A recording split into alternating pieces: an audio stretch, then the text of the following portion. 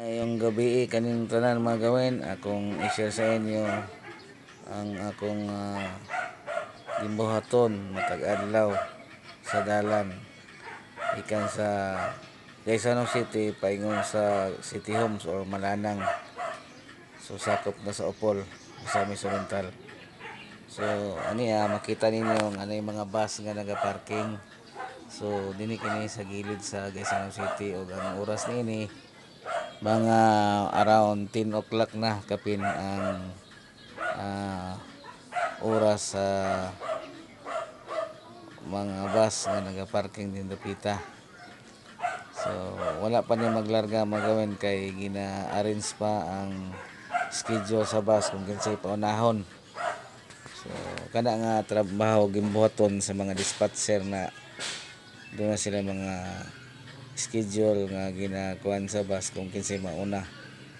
So ang atong mga pasayro nga lumulupyo sa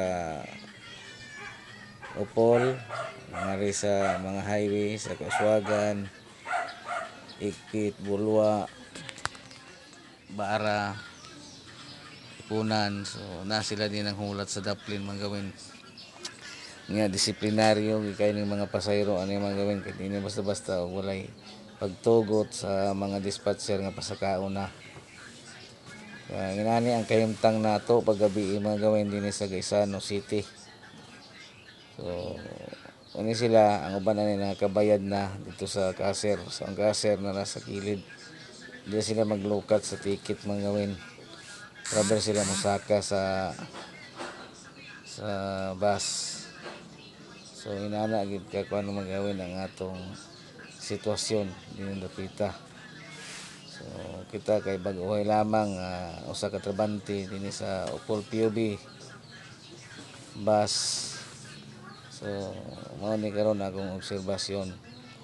So nagdaghan ang mga pasayro mga gawin. So ang kakuan lang aning mga pasayro kay disiplinaryo sila gawin.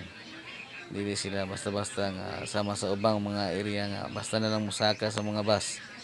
Indapita dili sila makasaka og dili moingon ang mga dispatcher nga pasakaon na. Yung kana nga kablodya mo na mga dispatcher mga gawin.